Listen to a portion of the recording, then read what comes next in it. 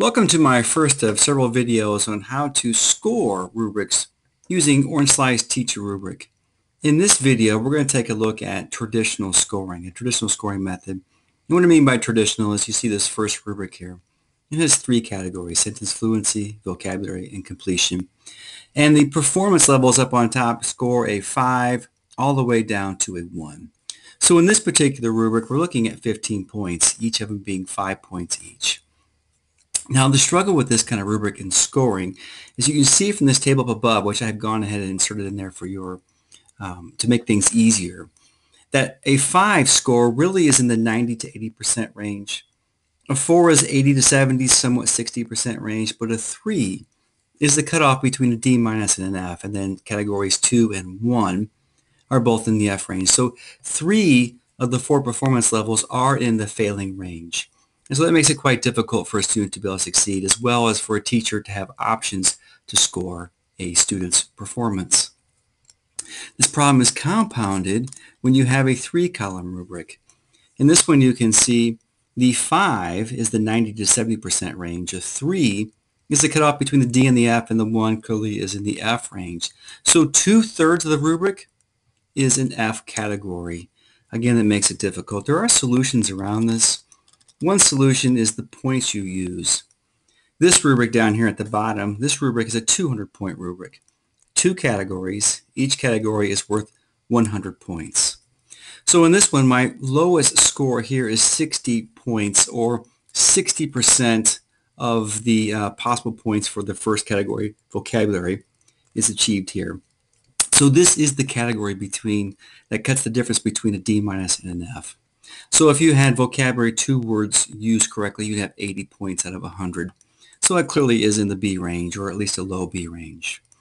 And this is okay if you want your assignments to be 200 points, or each category to be 100 points. If your whole assignment is worth 30 points and you have 4 different categories, well, 30 divided by 4, then 60% of that would be your score right here. And that kind of makes for some awkward math. Another solution I have for this issue directly is this passing levels A through D minus.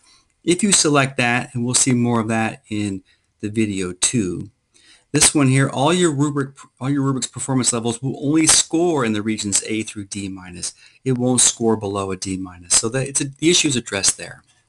However, we'll continue with the traditional scoring method here. In this first rubric, again, it's 15 points. So over here in this column, or this field here, I'll put my 15 in. And you see in the points, category points, it goes from 0 to 5 points. Verify that your rubric also has, let me scroll back up here. Verify your rubric also has a max score of 5 points. So the two are aligned with each other. At this point, you're ready.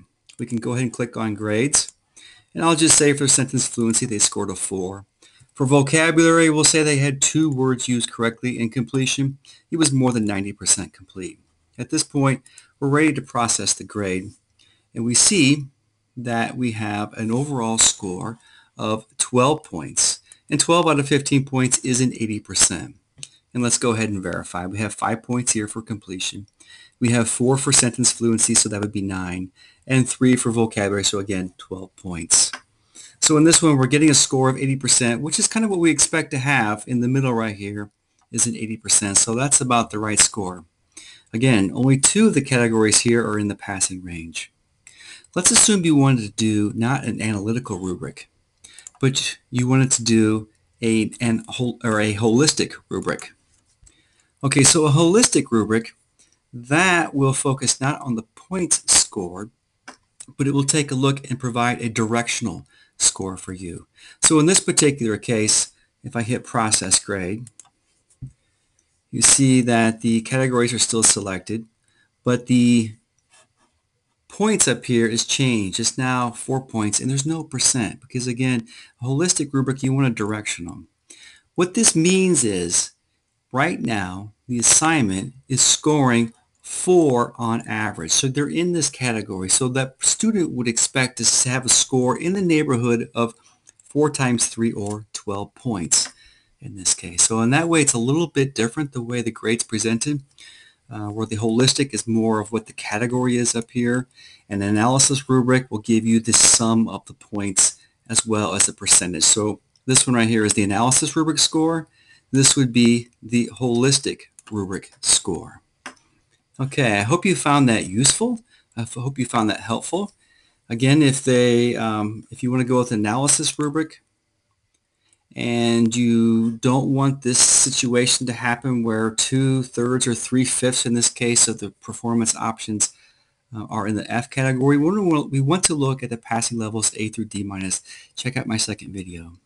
I'm asking you if you have questions about how to score your rubric, because your rubric is a little bit different, send it to me through my Google Plus page, and I'll go ahead and create a video of how to use Teacher Rubric to score your rubric if we don't have a rubric of that nature. Thank you, and I hope you found this useful.